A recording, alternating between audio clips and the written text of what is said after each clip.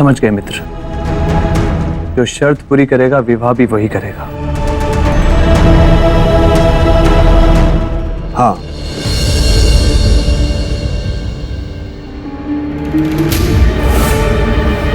परंतु ये कैसे संभव है मित्र? शर्त हम पूरी करें और विवाह तुम करो। यदि हम ऐसा करेंगे तो ये नियमों के विरुद्ध होगा। वो नियमों के विरुद्ध होगा और आपका दिया हुआ वचन, उसका कोई नियम नीति नहीं है। ऐसी बात नहीं है मित्र, हमारे लिए तो तुम भी प्रिय और हमारा वचन भी। तो फिर करिए ना अपना वचन पूरा और मेरी इच्छा पूरी। आप अपनी योग शक्ति से बड़ी सहजता से इस कार्य को कर सकते हैं और इसकी किसी को भनक भी नहीं लगेगी। संसार तो भले ना लगेगी, परंतु हमारी आत्मा को इस बात की खबर रहेगी कि हमने जो किया वो गलत किया। समझ गया मैं कि आपके वचन का कोई महत्व नहीं। कभी भी किसी को वचन देना और कभी भी मुकर जाना, ये तो सम्राटों की वचन परंपरा पर कलंक है, आपके व्यक्तित्व पर दाग है। चक्रवर्ती सम्राट विक्रमादित्य, मैं आपकी महानता, आपके धर्म, आपके यश, आपके पराक्रम, आपके सब कुछ को समाप्त होते हुए देख रहा हूं मैं। धू धू करके चलते हुए देख रहा हूं मैं, धू धू करके। शांत मित्र, शांत। सच्चा मित्र हूं मैं, इसीलिए अपने मित्र का नाश होते हुए देखने से पहले यहां से चले जाना चाहता हूं।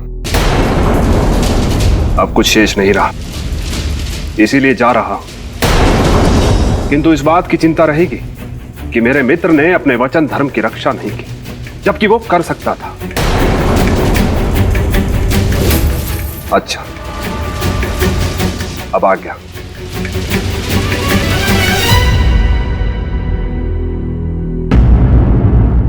ठहरो मित्र,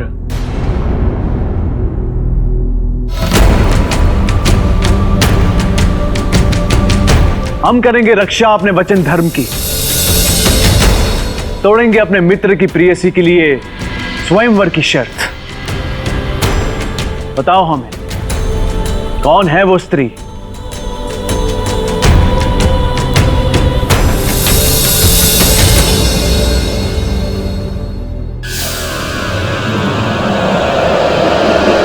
सेहल देश की राजकुमार चित्रलेखा।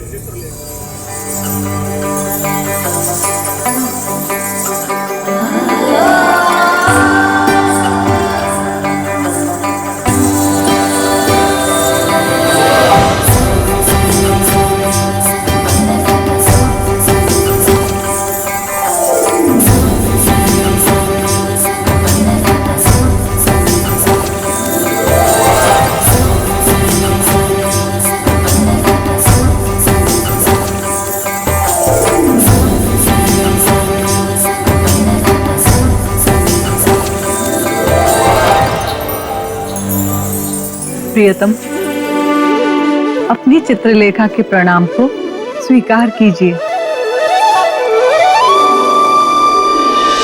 देवी, इसका अर्थ कि महारानी चित्रलेखा के मन में सम्राट विक्रमादित्य पहले से ही बसते थे। देवी, क्या उन्होंने पहले उन्हें कभी देखा था? नहीं देखा था, बिल्कुल भी नहीं देखा था, और ना ही मेरे मित्र ने उन्हें देखा था। वरना इस बात की चर्चा वो मुझसे तो अवश्य ही करते। राजन, मेरे मित्र। चोट तो नहीं लगी? चोट? कैसी चोट? मुझे चोट नहीं लगती राजन, इस तरह की दुर्घटनाएं मेरे साथ होती रहती है। देखिए, आप काफी बलशाली हैं। देवी, इन्हें आगे की कथा सुनाई।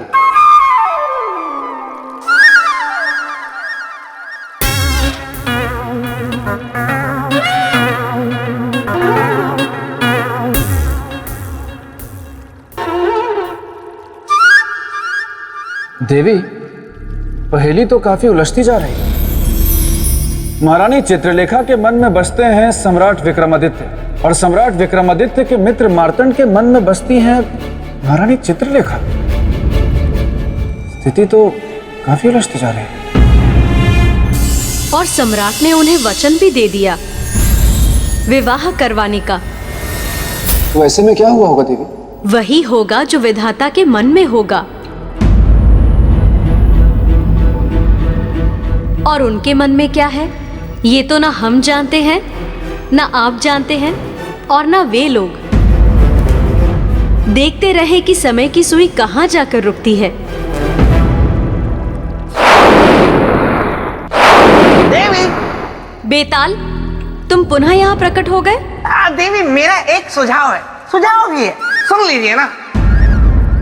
मैं ये चाहता हूँ कि इस प्रश्न का उत्तर राजा भोज दे कि क्या हुआ होगा या क्या होना चाहिए था आगे।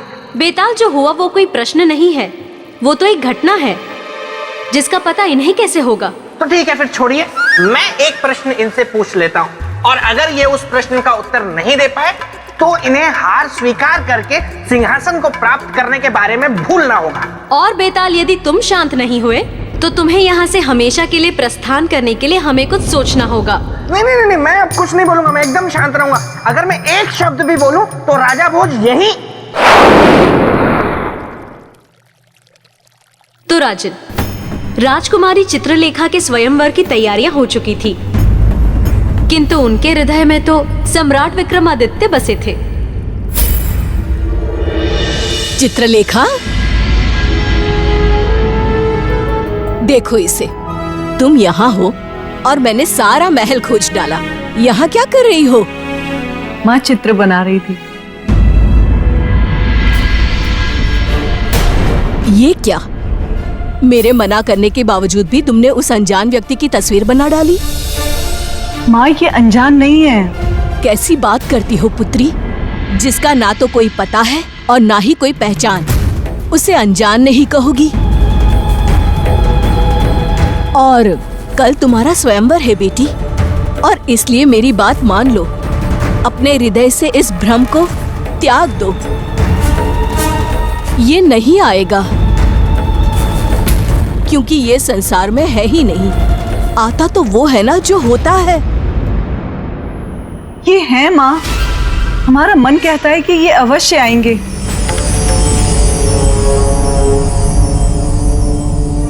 याद रखिएगा मित्र, आपको अपनी योग शक्ति के द्वारा केवल विवाह की शर्त को तोड़ना है।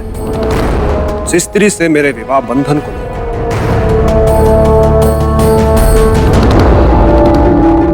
अवश्य मित्र, याद रखेंगे।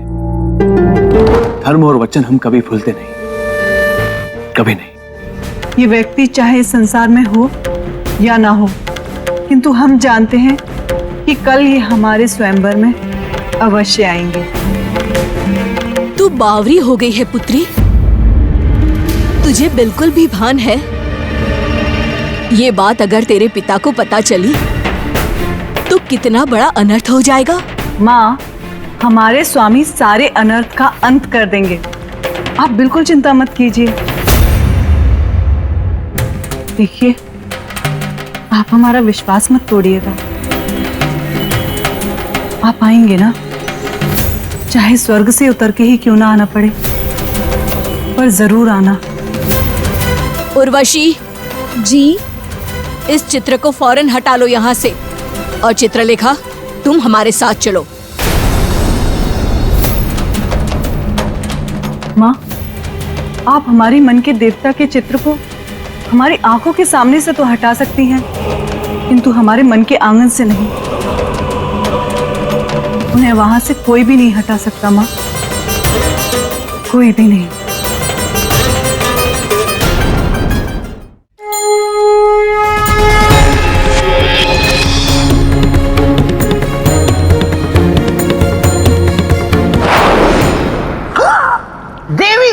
ये क्या कर रही हैं आप?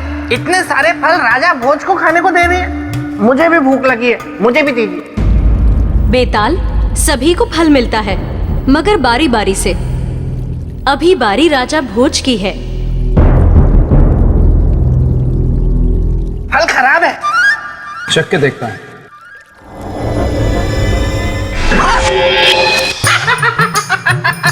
अंगूर खट्टे हैं।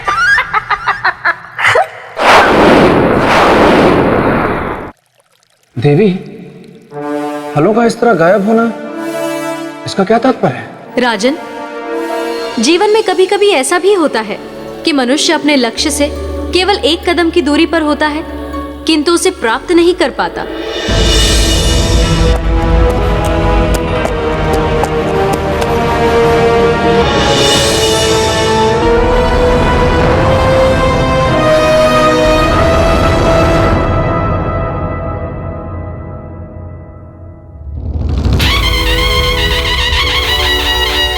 सुनो सुनो सुनो, काशी के महाराज भीमसेन पधार रहे हैं।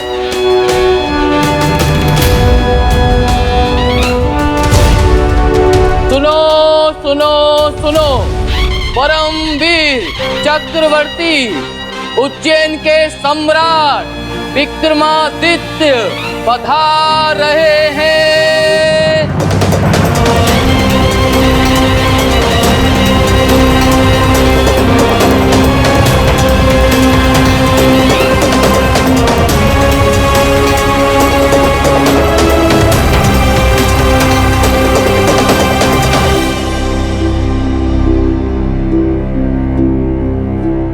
वो देखिए मित्र, हो रही स्वयंवर की शर्त, जिसे आपको अपनी शक्ति से तोड़ना है।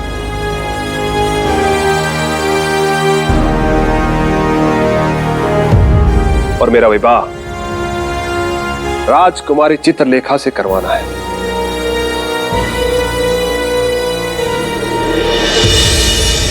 सम्राट के सिंहलदीप पहुंचने का मुख्य कारण आप किसे मानते हैं राजन? नियति को, या मार्तंड की इच्छा को, या फिर राजकुमारी चित्रलेखा के प्रेम को? देवी, सम्राट विक्रमादित्य का मित्र मार्तंड उनके सिंगल द्वीप पहुंचने का मात्र एक माध्यम है। वास्तविक कारण था राजकुमारी चित्रलेखा और उनका आत्मिक प्रेम, क्योंकि प्रेम ही है जो आत्मा को आत्मा से बांधता है, और फिर वही बंधन आगे जाके नियति बन जाता है। और उस समय सम्राट विक्रमादित्य के साथ यही घट रहा था देवी। आपने बिल्कुल सही व्याख्या की राजन। प्रेम ने चुंबक का कार्य किया, वो सम्राट को उस स्थान तक खींच तो अवश्य लाया, किंतु अब ये देखना रोचक होगा कि विजय किसकी होती है, सम्राट के वचन की या राजकुमारी के प्रेम की। राजकुमारी, राजकुमारी, क्या हुआ? ऐसी बावरी बनी भागती हुई क्यों चली आ रही हो? वो आ गए राजकुमारी, वो आ गए। कौन आ गए? अरे वही आपके तस्वीर वाले, आपके सपनों के राजकुमार। क्या? अपनी सौ, वो तो स्वयंवर सभा में पधार भी चुके हैं। हाँ,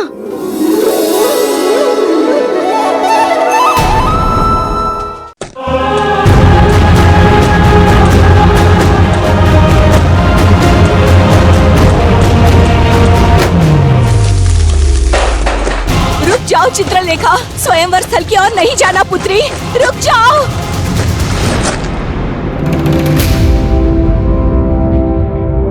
मैं राजा धर्मदत्त इस दरबार में आए सभी राजाओं का सिंगल द्वीप में हार्दिक स्वागत और अभिनंदन करता हूं।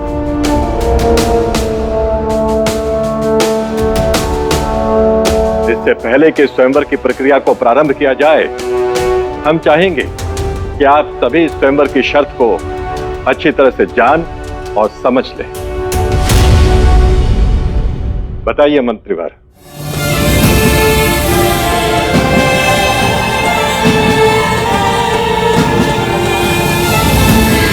माननीय नरेशों, स्वयंवर की शर्त के अनुसार राजकुमारी चित्रलेखा उन्हें ही वरमाला पहनाएंगी जो अपने बाण से कलश को एक बार में भेद कर भगवान शिव का कलश में रखे दूध से अभिषेक करेंगे।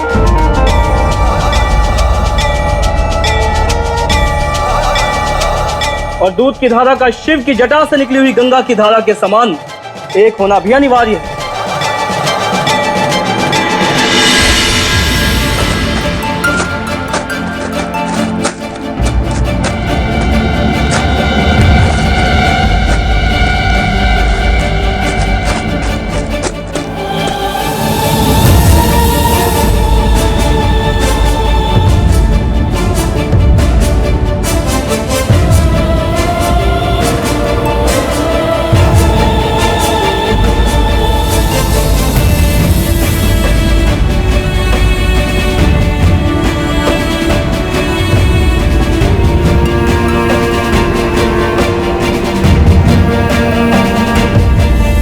हमारे सपनों के राजकुमार आ गए आप।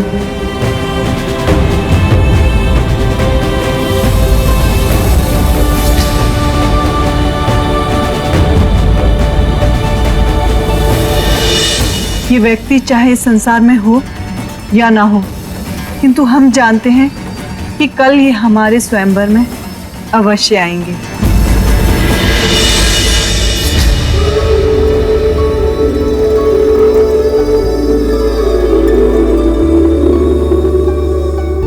राजकुमारी, राजकुमारी, आपका अभी यहाँ आना अनुचित है।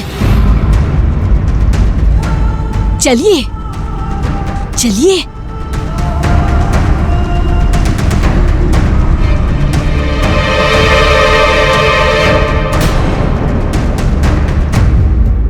देखा मित्र, यही थी राजकुमारी चित्रलेखा, अप्सरा सी सुंदर,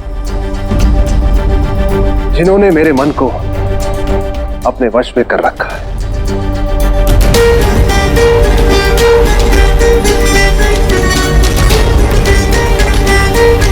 ऐसा क्यों लग रहा है हमें उन्हें देखकर कि वो हमें वर्षों से जानती है? ऐसा भाव क्यों आया मन में? अब आप लोग जाकर अपने अपने शिविरों में विश्राम करें। कल प्रातःकाल स्वयंवर की प्रक्रिया प्रारंभ होगी।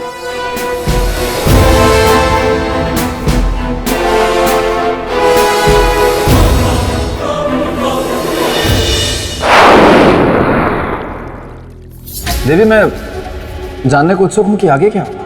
राजकुमारी के ऐसे भरे दरबार में आ जाने से सिंहलदीप के महाराज बहुत क्रोधित हुए और कुछ न कुछ ऐसा अवश्य है जो आप मुझसे छिपा रही हैं। बताइए महाराज, बताइए, उस व्यवहार के पीछे का भेद क्या है? महाराज, आपकी लाडली का स्वास्थ्य। आप तो सब ठीक है, कुछ और आज जो आप मुझे बताना नहीं चाहते। एक बार मैं आपसे और पूछ रहा हूं महाराज कि राजकुमारी का इस प्रकार स्वयंवर कक्ष में सभी राजकीय मर्यादाओं को ताक पर रखकर चले आने के पीछे का मुख्य कारण क्या है? पिताश्री, आपको जो पूछना है आप हमसे पूछिए। आपके सारे प्रश्नों का उत्तर हमारे पास है। अर्थात कहना क्या चाहती हो तुम?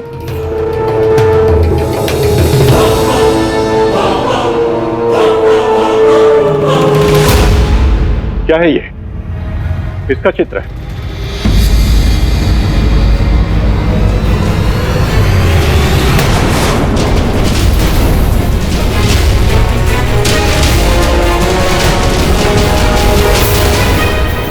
ये तो उज्जैन के चक्रवर्ती सम्राट विक्रमादित्य का चित्र है। बिल्कुल। ये आपके पास कैसे आया? इसे हमने स्वयं बनाया है। तुमने? और तुमने इसे कब देखा? कहां देखा? अब तक तो इन्हें हमने कल्पना में देखा था, पर चित्र बनाते समय हम इन्हें जानते भी नहीं थे। पर अब इन्हें हम जानते भी हैं और स्वयंवर कक्ष में देखने के बाद पहचानते भी हैं। और एक और बात पिताश्री, अब ये केवल रंगों की बनी निर्जीव आकृति नहीं, बल्कि हमारे जीवन में रंगों को भरने वाली सजीव आकृति भी है। मतलब? हमने इन्हें अपने जीवन का अधिकारी चुन लिया है पिताश्री।